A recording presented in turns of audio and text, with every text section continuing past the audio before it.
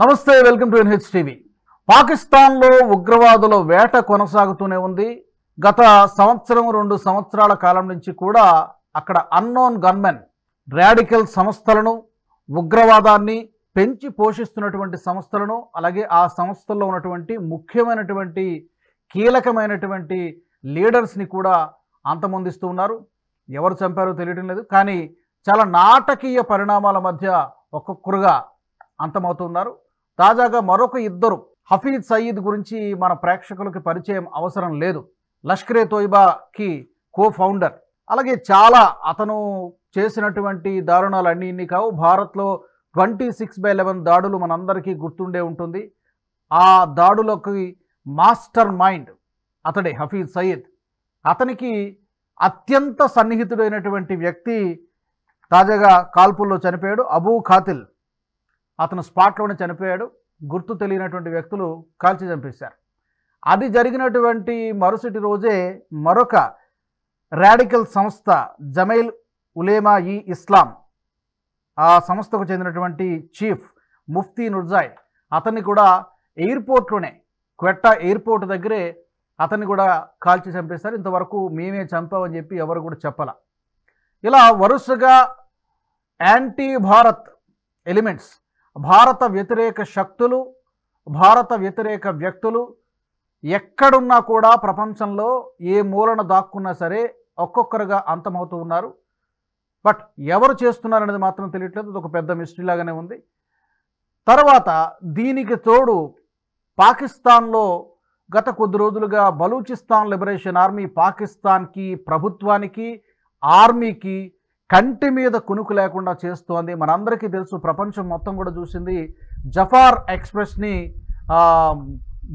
ఎక్స్ప్రెస్ని hijack చేయడము, ఆ ట్రైన్లో ఉన్నటువంటి 214 మంది బందీలను పట్టుకోవడము, 48 గంటలు డెడ్లైన్ ఇవ్వడము. డెడ్లైన్ తర్వాత కూడా పాకిస్తాన్ గవర్నమెంటు స్పందించలేదు. దీంతో మొత్తం అందరినీ కూడా చంపేశామని చెప్పి ఈ మధ్యనే ఒక ప్రకటన కూడా ఇవ్వడం జరిగింది.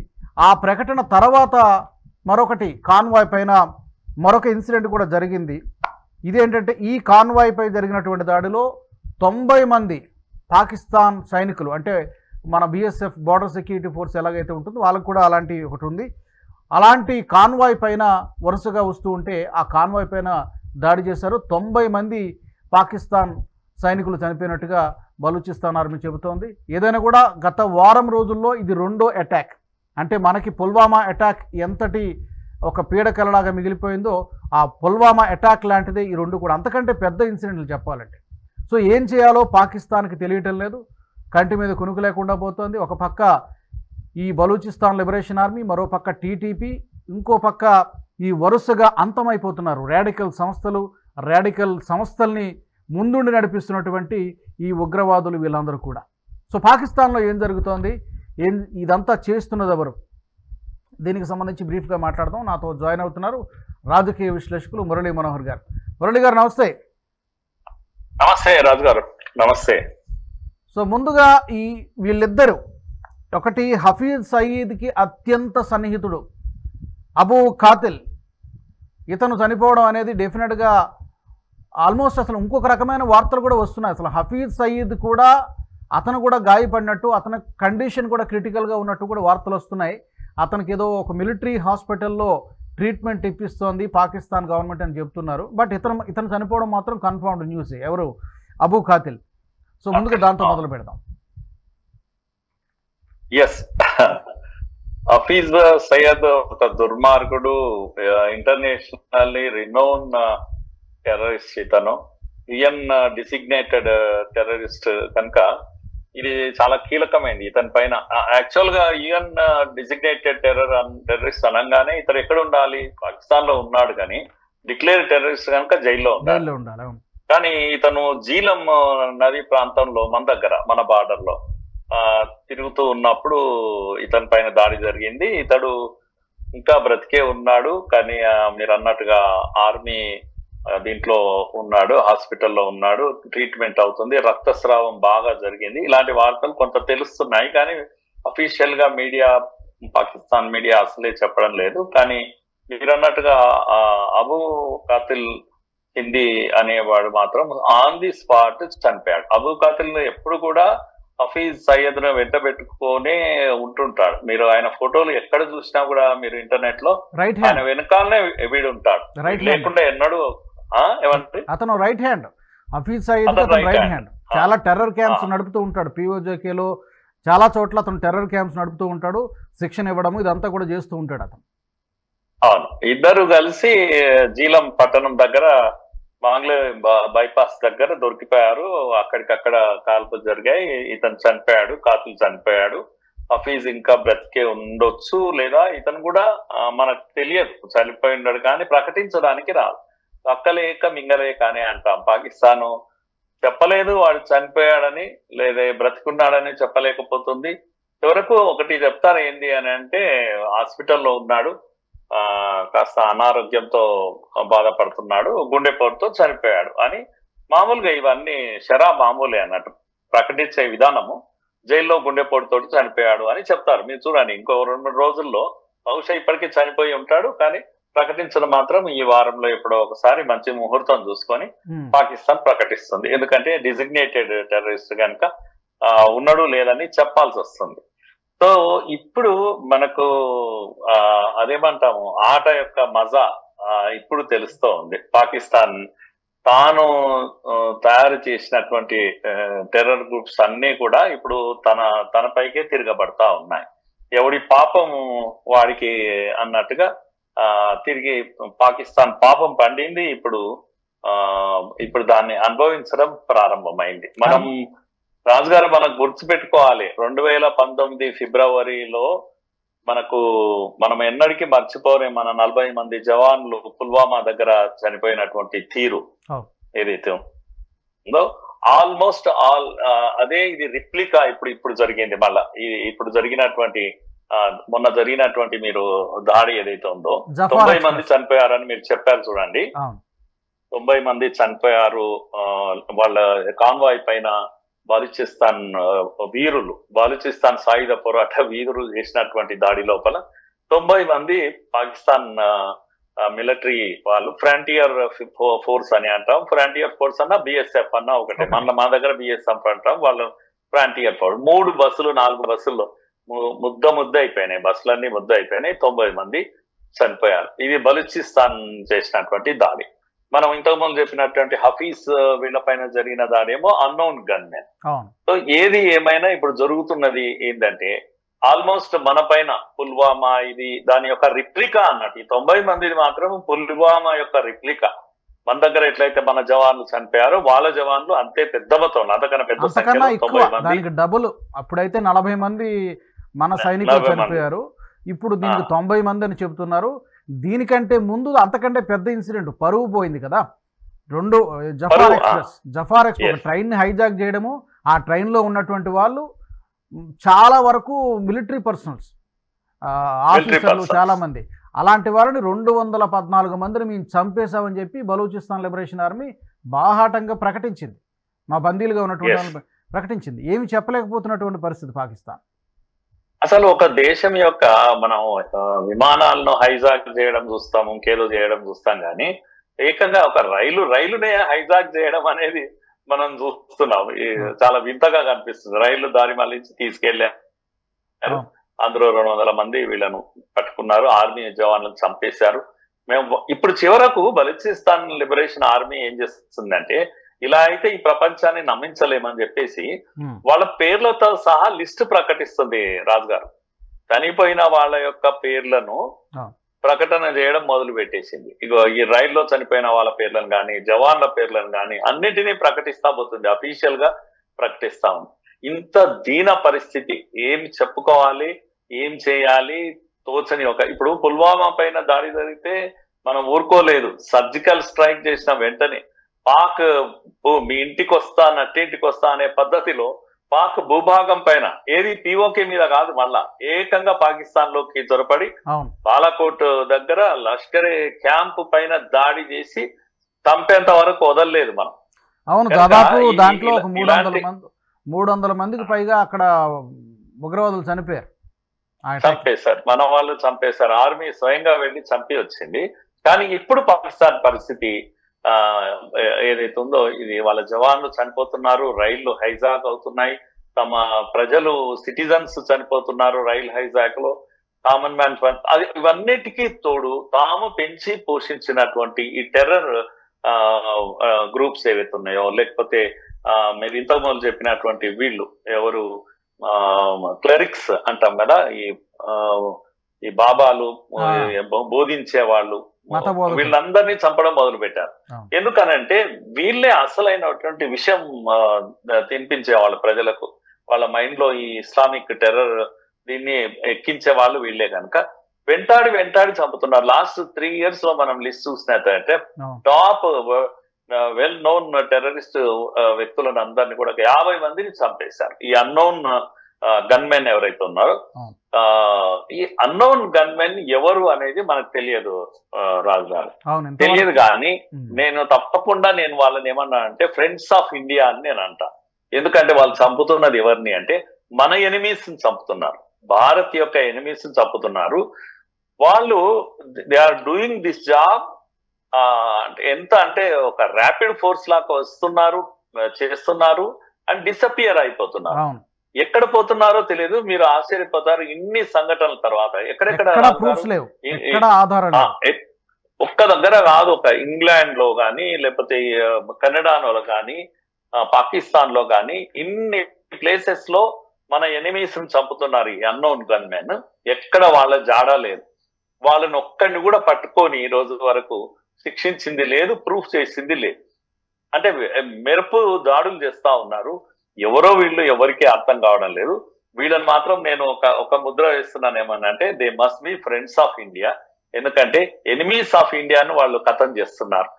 ఇటువంటి ఒక వింతైనటువంటి పరిస్థితి ఈరోజు ప్రపంచ వ్యాప్తంగా, ఒక్క పాకిస్తాన్ లోనే కాదు, ఎనిమీస్ ను నిర్మూలించడంలో పాకిస్తాన్ లో కాకుండా ఈ భూగోళం పైన ఎక్కడున్నా వాడిని పట్టి కథం చేసేటువంటి పని ఇప్పుడు జరుగుతా ఉంది. కనుక మనం అందరం కూడా సెల్యూట్ చేయాలి ఎవరికి, ఈ అన్నోన్ గన్మెన్ కు. ఒకప్పుడు ఏదో చెప్తారు కదా, ఈ పాములను పెంచుకోకూడదు, పామును పెంచుకుంటే మన శత్రువుల కోసం మనం పాములను పెంచకూడదు అని. ఎందుకంటే అది శత్రువునే చంపదు, మనల్ని కూడా చంపుతుంది. ఇది తెలియని వీళ్ళు ఏం చేశారంటే పాములను పెంచుకున్నారు. వాళ్ళు అనుభవించే టైం వచ్చేసింది, పాకిస్తాన్ అనుభవించే టైం వచ్చేసింది. చాలా కష్టాల్లో ఉన్నారు, ఎవరికి చెప్పుకోలేరు, ఏడవలేరు, నవ్వలేరు. ఇంకా ఘోరం ఏంటంటే కనీసము తమ బాధను చెప్పుకోలేరు, పోనీ సంతోషపడలేరు. ఏది తెలియని ఒక పరిస్థితిలో వాళ్ళంతా కనిపిస్తున్నారు రాజు గారు. ఒకటి ఇప్పుడు మీరు అన్నట్టుగా దిక్కుతోచినటువంటి పరిస్థితి. ఎవరు చేసినా కూడా మిస్టరీగానే ఉండనిద్దాం, తెలుసుకోవాల్సిన అవసరం కూడా లేదు. ఎందుకంటే it's good for India, good for Bharat, good for the world. ప్రపంచం మొత్తానికి మంచిదే. ఎందుకంటే ఉగ్రవాదులు ఏ రూపంలో ఎక్కడున్నా కూడా అంతం కావాల్సిందే. దాంట్లో అది ఈవెన్ డొనాల్డ్ ట్రంప్ అయినా చెప్తున్నటువంటి మాట అదే. గెలిచిన తర్వాత ఇస్లామిక్ మతోన్మాదాన్ని, ఇస్లామిక్ ఉగ్రవాదాన్ని కూడా సహించబోమని చెప్పి చాలా క్లియర్గా చెప్పడం జరిగింది. అదే స్టాండ్ భారత్ కూడా ఉంది. కాబట్టి చనిపోవడాన్ని మనం స్వాగతించము. కానీ బట్ యుద్ధం పరంగా చూస్తే మన దేశం యొక్క దేశ భద్రత విషయంలో ఆ పరంగా చూసినప్పుడు డెఫినెట్గా అంతం కావాల్సిందే. అది ఎవరు చేస్తున్నారనేది పక్కన పెట్టద్దు, మిస్టేక్గానే ఉండేద్దాం. రెండోది ఈ 2 సంఘటనల్లో కూడా పాకిస్తాన్ చూసి ఎవ్వరు కూడా జాలి పడడం లేదు. ఎందుకు జాలి పడడం లేదంటే కర్మ ఫలితం డెఫినెట్గా మీరు అన్నట్టుగా ఉగ్రవాదాన్ని, ఉగ్రవాద సంస్థల్ని పెంచి పోషించారు. కాబట్టి ఇప్పుడు అదే ఉగ్రవాదంతో పాకిస్తాన్ సతమతమవుతోంది. 2 బలూచిస్తాన్ విషయంలో కూడా టెర్రరిజం అని వాళ్ళు అంటున్నారు, కానీ టెర్రరిజం కాదు. గత 70 సంవత్సరాలుగా ఆ ప్రాంతాన్ని దోచేసుకున్నారు. అక్కడున్నటువంటి వనరులను మొత్తం, సహజ వనరులు మొత్తం దోచేసుకున్నారు. ఎలాంటి డెవలప్మెంట్ లేదు. అక్కడున్నటువంటి బలూచిస్తాన్ ప్రజల్ని ఒక బి గ్రేడ్ సిటిజన్ లాగా, ఒక విధంగా చెప్పాలంటే ఒక బానిసల్లాగా చూశారు. వాళ్ళకి ఎలాంటి సౌకర్యాలు కల్పించలేదు. ఎన్ని రోజులు అణిచేస్తే మరి ఆ ఫ్రస్ట్రేషన్, ఆ కోపం ఏదో ఒక రోజు బయటపడుతుంది కదా. ఆ ఫ్రస్ట్రేషన్ ఈ రోజున మాకు అవసరం లేదు, మీ పాకిస్తాన్తో ఉండాల్సిన అవసరం లేదని చెప్పి వాళ్ళు బయటకు వచ్చి చెప్తున్నారు. కాబట్టి పాకిస్తాన్ మీద జాలి చూపించాల్సిన అవసరం ఉందని అనుకోవడం లేదు. అక్కర్లేదు, జాలి చూపించేటువంటి పని లేదు. ఎందుకంటే పాకిస్తాన్ చేయని పాపం అంటూ ఏది లేదు కనుక ఇప్పుడు ఆ పాపం పండే పరిస్థితి వచ్చేసింది. అందుకే ఎవరికి మనకు అయ్యో పాపం అని కూడా అనిపించాలని లేదు. అంతమంది జవాన్లు చనిపోతుంటే కూడా అయ్యో ఇలా అవుతుంది అని మనకు అనిపించడం లేదు. చేసినటువంటి పాపం బలూచిస్తాన్ విషయంలో వాళ్ళకు స్వేచ్ఛ లేదు, స్వాతంత్రం లేదు, వాళ్ళ వనరులన్నీ పాకిస్తాన్ వాడేసుకుంటుంది. కనుక వాళ్ళ యొక్క న్యాయమైన డిమాండ్ ఏంటంటే మాకు స్వేచ్ఛ కావాలని అడుగుతున్నారు, వాళ్ళు లిబరేట్ కావాలని కోరుకుంటున్నారు. రాజు గారు, మనము ఈ ముఫ్తీ నూర్జాయ్ ఎవరైతే ఉన్నారో వీడు చాలా పెద్ద రిలీజియస్ స్కాలర్ కదా, వీడిని ఎంత ఓపెన్ గా చంపేశారు అని అంటే ఎయిర్పోర్ట్ లో చంపేశారు. క్వెటాలో ఎయిర్పోర్ట్ లో చంపేశారు. సో ఇంటర్నేషనల్ ఎయిర్పోర్ట్ అది. విపరీతమైన రాడికలైజేషన్, పిల్లలను యూత్ ను అందరినీ కూడా టెర్రరిస్టులుగా తయారు చేసేవాడు వీడే. అయితే ఇప్పుడు పాకిస్తాన్ లో జరుగుతున్నదంటే ఒక టెర్రరిస్ట్ అని కాదు, రాడికల్ ఎలిమెంట్స్ ను, తర్వాత క్లెరిక్స్ ను, తర్వాత కమాండోస్ ను, టెర్రర్ కమాండోస్ ను. కనుక ఈ వీళ్ళను చంపేది అందరినీ క్లెరిక్స్ ను చంపుతున్నారు. అంటే మీరు ఎవరిని చంపుతున్నారంటే వీళ్ళంతా కూడా మానవ హితానికి వ్యతిరేకులు. వీళ్ళంతా కూడా ఒక ఇండియాకు వ్యతిరేకులు కాదు. అలాంటి వాళ్ళను ఏరి లెక్క పెట్టి చంపేటువంటి ఒక పరిస్థితి ఏదైతుందో ఈ స్టేట్ స్పాన్సర్డ్ టెర్రరిజం అంటారు. అయితే మోడీ గారు నిన్న పోడ్కాస్ట్ లో ఒక మంచి మాట చెప్పారు. పాకిస్తాన్ ఇండియాకు థ్రెట్ అని మేము ఎప్పుడు అనలేదు, మొత్తం ప్రపంచానికే థ్రెట్ పాకిస్తాన్. పాకిస్తాన్ దేశం కాదు, అక్కడ జరుగుతున్నటువంటి టెర్రర్ యాక్టివిటీస్ కు మేము వ్యతిరేకము. కనుక ఈ స్టేట్ స్పాన్సర్డ్ టెర్రర్ ను ప్రపంచమే ఎదుర్కోవాలి. అందుకే మేమంతా ప్రపంచ మానవాళిని కోరాము ఈ విషయంలో అని నేను చక్కగా పోడ్కాస్ట్ లో అదే విషయం చెప్పాను. ఇప్పుడు జరుగుతున్నది అదే. ఇదంతా కూడా state sponsored terror activities. Pakistan ఇప్పుడు దగ్గర పడ్డది, వాళ్ళ కాలం దగ్గర పడ్డది. అందుకే పాకిస్తాన్ లో దాని మీరు మోడీ గారు నిన్న మాట్లాడుతూ మాట అన్నారు, అంతెందుకు ఒసామా బిన్ లాడెన్ చివరికి ఎక్కడ దొరికాడు. కనుక ఈ భూగోళం పైన ఎక్కడ టెర్రర్ యాక్టివిటీ జరిగినా దాని ఆనవాళ్ళు ఎక్కడ తేలుతున్నాయి అంటే పాకిస్తాన్ లో తేలుతున్నాయి. కనుక పాకిస్తానే ఈరోజు ఒక టెర్రర్ క్యాంప్ గా మారిపోయింది అనే విషయాన్ని ప్రపంచానికి తెలియజెప్పే ప్రయత్నం మోడీ గారు నిన్న చేశారు. అదే విషయం ఈ రోజు ఈ యాక్టివిటీస్ ద్వారా ఎక్స్పోజ్ అవుతా ఉంది. రోజుకొక సంఘటన, రోజు 10 మంది చనిపోవడము, విత్ ఇన్ ది పాకిస్తాన్ తిరుగుబాటుదారులు జమ కావడము, బలూచిస్తాన్ లో తిరుగుబాటుదారులు జమ కావడం, వాళ్ళు శక్తివంతంగా బయటికి రావడం, ఇలాంటివన్నీ కూడా. అలాగే అన్నోన్ గన్మెన్ యొక్క యాక్టివిటీస్ పెరిగిపోవడము, ఏరి లెక్కబెట్టి చంపుతూ ఉండడము, ఒక నిస్సహాయ స్థితి పాకిస్తాన్ నిలబడి చూస్తా ఉంది. మీరు గుర్తు పెట్టుకోండి రాజు గారు, మనకు ఒక 20 years బ్యాక్ ఈ టెర్రర్ గ్రూప్సే ఒకరోజు బాంబేలో బాంబు పేల్చేది, ఇంకో రోజు ఢిల్లీలో పేల్చేది, ఒక రోజు దిల్సుఖ్ నగర్ లో పేల్చేది. ఇవన్నీ చేసిన వాళ్ళు వీళ్ళంతా వెల్ ట్రైన్డ్ గన్మెన్. వీళ్ళంతా కూడా వీళ్ళను ఈరోజు ఈ అన్నోన్ గన్మెన్ చంపేస్తున్నారు, వరుస పెట్టి లెక్కబెట్టి చంపేస్తున్నారు. ఇది పాప పరిహారం తప్ప ఇంకోటి కాదు. కనుక ఈ సంహారము, ఈ యొక్క ఇదేది నిర్మూలించేటువంటి పని ఇంకా కొనసాగాలి. పాకిస్తాన్ లో ఈ టెర్రర్ యాక్టివిటీ ఆగిపోవాలి. అప్పుడు పాకిస్తాన్ సంతోషంగా ఉంటుంది, చుట్టూ దేశాలు కూడా హ్యాపీగా ఉంటాయి, ఇండియా కూడా హ్యాపీగా ఉంటుంది. కనుక ఎక్కడ కూడా మనకు కాస్తంత వాళ్ళ పైన సింపతి, దయా, దాక్షిణ్యం లాంటిది ఎవరికి కలగడం లేదు.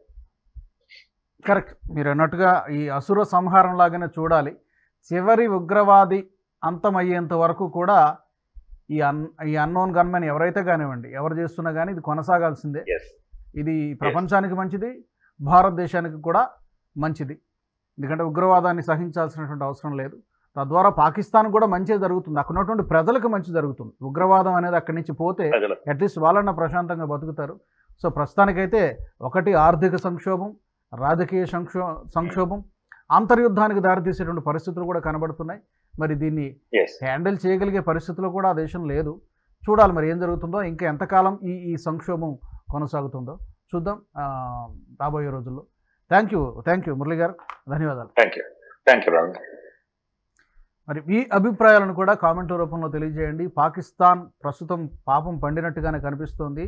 తను గతంలో ఏదైతే దాడులకు పాల్పడిందో ఉగ్రవాదుల్ని ఎగదోసిందో భారత్ మీదకి, ఉగ్రవాద సంస్థల్ని పెంచి పోషించిందో, ఒక టెర్రర్ కంట్రీ లాగా టెర్రర్ హబ్గా మారిందో, అదే టెర్రరిజంతో, అదే పేరును టెర్రరిజం అనొచ్చు, లేకపోతే బలూచిస్తాన్ని ఒక లిబరేషన్ కోసం పోరాటం చేస్తున్నారు. సో తాను చేసినటువంటి కర్మ ఫలితాన్ని ఈ రోజున పాకిస్తాన్ అనుభవిస్తోంది. మీ అభిప్రాయాలను కూడా, పాకిస్తాన్లో త్వరలో ఏం జరగబోతోంది, ఏం జరిగేటువంటి అవకాశం ఉంది, ఎక్కడికి దారితీస్తాయి ఈ పరిస్థితులు, తప్పకుండా కామెంట్ల రూపంలో తెలియచేయండి. NHTV గ్రూప్ ఆఫ్ ఛానల్స్ని సబ్స్క్రైబ్ చేసుకోండి. జాతీయవాద జర్నలిజాన్ని ప్రోత్సహించండి. జై హింద్, జై భారత్. ఈ వీడియో మీకు నచ్చినట్టయితే లైక్ చేయండి, 10 మందికి షేర్ చేయండి. అలాగే కామెంట్ల రూపంలో మీ అభిప్రాయాలను మాతో పంచుకోండి. Nationalist hub group of channels ను సబ్స్క్రైబ్ చేసుకుని తెలుగునాట జాతీయవాద జర్నలిజాన్ని ప్రోత్సహించండి. ఈ వీడియో కింద ఉన్న బెల్ ఐకాన్ పై క్లిక్ చేయడం మర్చిపోవద్దు.